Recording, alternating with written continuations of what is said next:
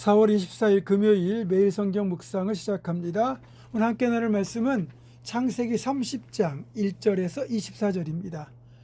창세기 30장 1절에서 24절의 말씀을 제가 봉독합니다. 라헬이 자기가 야곱에게서 아들을 낳지 못함을 보고 그의 언니를 시기하여 야곱에게 이르되 내게 자식을 낳게 하라. 그렇지 아니하면 내가 죽겠노라. 야곱이 라헬에게 성을 내어 이르되 그대를 임신하지 못하게 하시는 이는 하나님이시니 내가 하나님을 대신하겠느냐.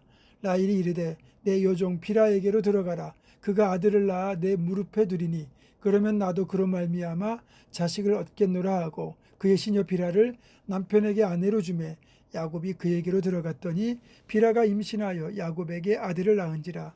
라헬이 이르되 하나님이 내 억울함을 푸시려고 내 호수를 들으사 내게 아들을 주셨다 하고 이로 말미암아 그의 이름을 단이라 하였으며 라헬의 시녀 비라가 다시 임신하여 둘째 아들을 야곱에게 낳음에 라헬이 이르되 내가 언니와 크게 경쟁하여 이겼다 하고 그의 이름을 납달리라 하였더라. 레아가 자기의 출산이 멈춤을 보고 그의 시녀 실바를 데려다가 야곱에게 주어 아내로 삼게 하였더니 레아의 시녀 실바가 야곱에게서 아들을 낳음에 레아가 이르되 복되도다 하고 그의 이름을 갓이라 하였으며 레아의 시녀 실바가 둘째 아들을 야곱에게 낳음에 레아가 이르되 기쁘도다 모든 딸들이 나를 기쁜 자라 하리로다 하고 그의 이름을 아셀이라 하였더라. 밀 거둘 때 르우벤이 나가서 들에서 합한 채를 얻어 그의 어머니 레아에게 드렸더니 라헬이 레아에게 이르되 언니의 아들의 합한 채를 청구하노라. 레아가 그에게 이르되 네가 내 남편을 빼앗은 것이 작은 일이냐. 그런데 네가 내 아들의 합한 채도 빼앗고자 하느냐. 라헬이 이르되 그러면 언니의 아들의 합한 채 대신에 오늘 밤에 내 남편이 언니와 동침하리라 하니라. 저물 때 야곱이 들에서 돌아오매 레아가 나와서 그를 영접하며 이르되 내게로 들어오라. 내가 내 아들의 합한 채로 당신을 산노라. 그 밤에 야곱이 그와 동침하였더라. 하나님이 레아의 소원을 들으셨으므로 그가 임신하여 다섯째 아들을 야곱에게 낳은지라. 레아가 이르되 내가 내 시녀를 내 남편에게 주었으므로 하나님이 내게 그 값을 주셨다 하고 그의 이름을 이사가리라 하였으며 레아가 다시 임신하여 여섯째 아들을 야곱에게 낳은지라. 레아가 이르되 하나님이 내게 후한 선물을 주시도다. 내가 남편에게 여섯 아들을 낳았으니 이제는 그가 나와 함께 살리라 하고 그의 이름을 스불론이라 하였으며 그 후에 그가 딸을 낳고 그의 이름을 디나라 하였더라. 하나님이 라헬을 생각하신지라. 하나님이 그의 소원을 들으시고 그의 태를 여셨으므로 그가 임신하여 아들을 낳고 이르되 하나님이 내 부끄러움을 씻으셨다 하고 그 이름을 요셉이라 하니 여호와는 다시 다른 아들을 내게 더하시기를 원하노라 하였더라. 아멘. 레아는 야곱의 사랑을 받지 못했지만 하나님이 레아의 기도를 들으시고 그녀를 불쌍히 여기사 그녀의 태의 문을 열어주시니까 레아는 아들을 여섯이나 낳게 됩니다. 고대 사회에서 다산은 축복의 상징이었기 때문에 레아는 사랑받지 못하는 불행한 여인이 아니라 진짜 축복받은 여인이 된 것입니다. 레아는 넷째 아들의 이름을 유다라고 짓게 되는데 유다는 찬송이라는 뜻입니다. 드디어 그녀의 입술에서 찬송이 흘러나오기 시작한 것입니다. 전날의 한숨 변하여 내 노래 되었고 이렇게 된 겁니다. 하나님의 은혜가 임하면 한숨과 탄식이 흘러나오던 입술에서 찬송이 흘러나오게 됩니다. 아들이 축복이던 그 당시 야곱에게 아들을 셋이나 낳아주었어도 여전히 레아가 사랑받지 못함을 하나님이 보시고 그녀의 태의 문을 다시 열어주셔서 출산의 축복이 또 이어지기 시작했다는 뜻이기도 합니다. 레아는 여전히 하나님께 기도로 자기 삶의 고통을 해결하고 있음을 봅니다. 그녀가 진정한 믿음의 어머니가 되는 이유가 여기에 있습니다.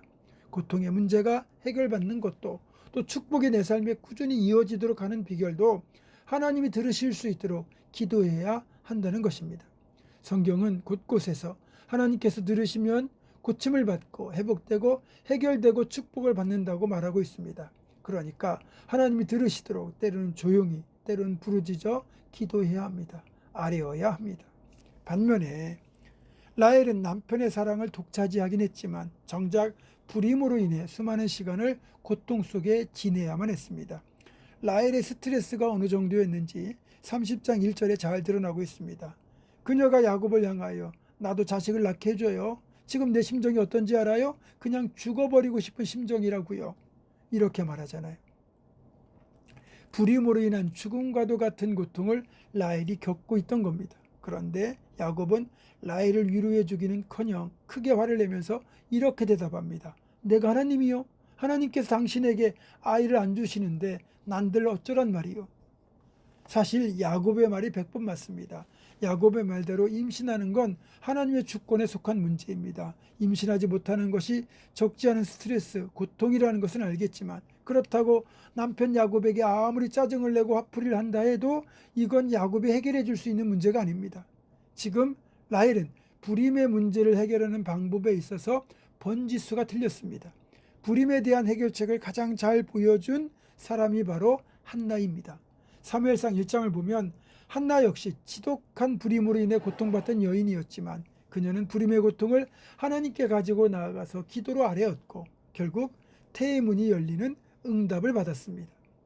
우리를 고통스럽게 하는 이 불임의 문제는 누구에게나 있습니다. 이럴 때도 역시 기도가 최고의 해결책입니다.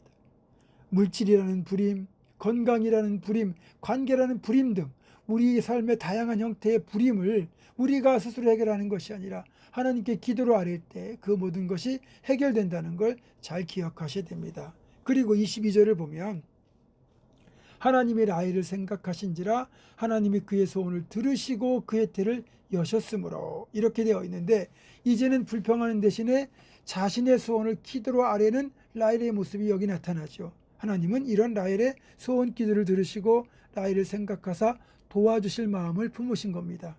이런 하나님의 마음이 생각하신지라라는 이 말에 잘 나타나고 있습니다. 결국 라헬의 불임 문제도 라헬이 기도하고 하나님이 라헬을 보시고 라헬을 생각하셨을 때 비로소 해결되었습니다. 라헬은 드디어 자신의 몸으로 아들을 낳았고 그 아들의 이름을 자신에게 더 복을 달라는 의미로 요셉이라고 지었습니다. 자신의 인생에 플러스가 되길 소망하는 마음을 이 이름에 담은 겁니다. 그리고 뒤에 베냐민이라는 아들을 하나 더 낳게 되죠. 여러분, 우리 인생은 그래서 하나님이 생각해 주시면 그때부터 달라집니다. 하나님께서 우리를 생각하시면 우리 인생은 마이너스 인생이 아니라 풍성한 축복이 더해지는 플러스 인생이 됩니다. 현재 내 인생이 마이너스라고 생각하는 분들이 있다면, 그래서 좀 더 풍성한 플러스 인생을 기대하시는 분들이 있다면 간곡히 부탁드리는데 제발 기도의 자리에 나아가십시오. 그러면 하나님께서 여러분의 형편을 보십니다. 그리고 여러분의 탄식과 기도를 들으십니다. 그리고 여러분을 생각하시게 됩니다. 그러면 우리 인생은 고통의 인생에서 가장 풍성하고 복된 인생으로 변화될 것입니다. 이런 축복이 우리 모두에게 일어나기를 주님의 이름으로 축원합니다. 기도하겠습니다. 하나님, 불임의 고통 마이너스 인상에서 비로소 하나님께 주권을 인정하고 기도로 자기 소원을 아뢰었을 때 라헬의 불임도 끝이 났고 그리고 그의 인생이 플러스 인생으로 변화되었습니다. 우리 인생도 그렇게 하나님께 기도로 나아갈 때 그런 우리를 생각하시는 하나님 앞에서 우리 인생이 마이너스에서 플러스로 바뀔 것을 우리가 기억하게 하시고 늘 기도의 자리에 엎드리는 우리가 되도록 이끌어 주시옵소서. 예수님의 이름으로 기도하옵고 이제는 우리 주 예수 그리스도의 은혜와 하나님의 사랑과 성령의 교통하심이 삶의 모든 고통을 하나님께 기도로 아뢰고 그리고 하나님께서 나를 생각해 주시면 모든 것이 해결됨을 믿고 나아가는 사랑하는 모든 성도들 이들의 삶과 가정과 생업과 앞날과 우리 교회 위에 지금부터 영원토록 함께 하시옵기를 간절히 축원하옵나이다. 아멘.